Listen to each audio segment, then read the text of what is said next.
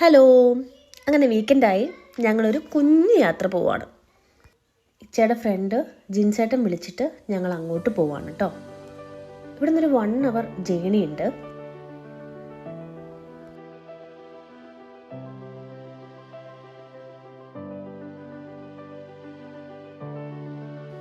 ട്രെയിനിനാണ് നമ്മൾ പോകുന്നത്.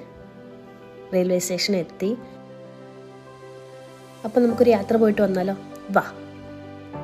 ഞങ്ങൾ അത്യാവശ്യം രാവിലെ ഇറങ്ങിയതുകൊണ്ട് ബ്രേക്ക്ഫാസ്റ്റ് കഴിച്ചിട്ടില്ല കേട്ടോ. അതുകൊണ്ട് കുറച്ച് സാധനങ്ങളൊക്കെ തട്ടിയും മുട്ടിയും പോകാനുള്ളത് ഞാൻ എടുത്തായിരുന്നു. ഒരു ചായയൊക്കെ കുടിച്ച് യാത്ര കാണാമെന്ന് വിചാരിച്ചു. ആരോ പറഞ്ഞ് ഞാൻ കേട്ടിട്ടുണ്ട്, യാത്രകളെ മനോഹരമാക്കുന്ന കൂടെയുള്ള ആൾക്കാരാണെന്ന്. പക്ഷേ എനിക്കങ്ങനെയല്ല കേട്ടോ. എനിക്കൊരു ഗ്ലാസ് ചായ ഉണ്ടെങ്കിൽ ഏത് യാത്രയും മനോഹരമാണ്.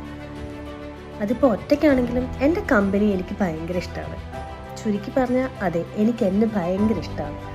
സമ്മറൊക്കെ ആവാൻ തുടങ്ങിയത് കൊണ്ട് കുറച്ച് പച്ചപ്പൊക്കെ തുടങ്ങി കാണാൻ. ഇത് അവന് കിട്ടിയ ടിക്കറ്റാണേ.